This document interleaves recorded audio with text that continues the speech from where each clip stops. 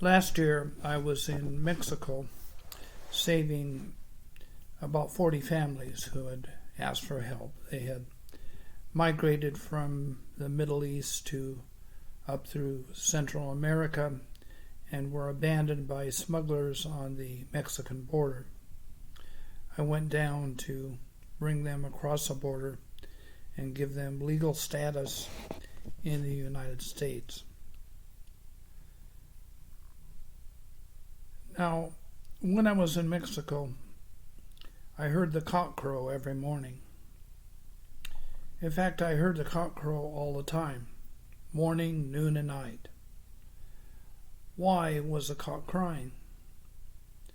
In the story of Peter, that crowing of the rooster reminded the apostle of the prophecy given to him by Jesus, warning Peter that he was about to deny his Lord.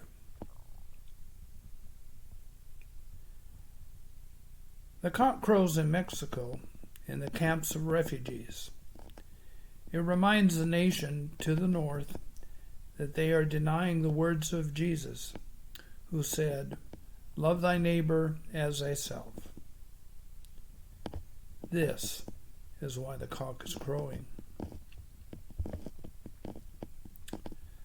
For several years, I have loosely used the words refugees and immigrant interchangeably. Part of this confusion was based on my understanding of American immigration legal policy, which is arbitrary and at present quite capricious. I am beginning to think these terms, especially when I consider the plight of the international mix of people that I have encountered in Mexico. What adjective comes to mind when we think of the word refugee? What terms do we attach to the words immigrant? There is a difference. We think of immigrants as coming from somewhere and with something, with an identity, maybe money. But when we think of refugees, we think of people who come with nothing, but they have full and rich identities and backgrounds. For nearly 40 years, I have talked to people in refugee camps in Turkey, Iraq, Syria, Germany, Caribbean, and now in Mexico. The first thing they tell me when I meet them is, "I'm a professor," or "I'm an engineer," or "I'm a teacher," or "I'm a student," or "I'm a mother," or a shopkeeper. Rarely do they say to me they've just survived bombs, which they have, enemy soldiers, famines, massacres. They want me to know that they are authentic human beings who have had careers and training. They do not see themselves as survivors, victims, or as migrants or refugees. My teacher at the University of Chicago was the great linguist Arthur Vubis, a Lutheran pastor and Estonian scholar of Syriac studies. Like Albert Einstein or Wernher von Braun, he was a refugee from Nazi Germany. Although these people were refugees, they saw themselves in a deeper way, especially my professor, ready to make contributions to their new homeland. We should see them in the same way. How many great scientists, scholars, geniuses are waiting to cross over the American-Mexican border, eager to contribute to America and to the world. The definition of refugee is a person who has been forced to flee their home, their country, due to persecution because of their race, religion, nationality, or political opinion, or membership in a particular social group. The persecution a refugee experiences may include economic harassment, physical threats, abduction, or even torture. I believe that most of the people we call immigrants, under present American policy, are actually refugees. This requires a redefinition of American immigration policy. One way to view this confusion of policy is to look at the story of Abraham, who was, I believe in a sense, the first refugee. Here's what I mean. In the Bible we read, "The Lord said to Abraham, Go forth from your native land and from your father's house to the land I will show you. I will make of you a great nation. I will bless you, and I will make your name great, and you shall be a blessing.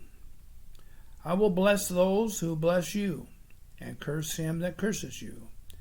And all the families of the earth shall bless themselves by you."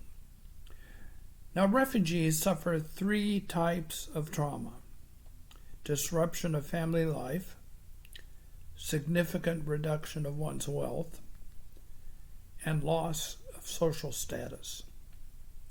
Now, God restored to Abraham his three critical losses. He gave Abraham three blessings: children, wealth, and a great name. Immigrants do not lose their land or home. They choose to leave. They bring their wealth and often have lost their social status. The refugee comes because he or she has been forced to flee. They bring nothing but material often, but they bring something greater. They bring their faith in themselves, hope for a better future, and the wealth of imagination. The story of Abraham is a story about a refugee when the patriarch Abraham was called by God to lead his people to strange lands and to form a holy people. He called himself a wandering Aramean. He was not the first refugee in the strictest sense of the word, but he may have been the first to be self-aware as a refugee. He was given a promise through a divine encounter that would establish a great people.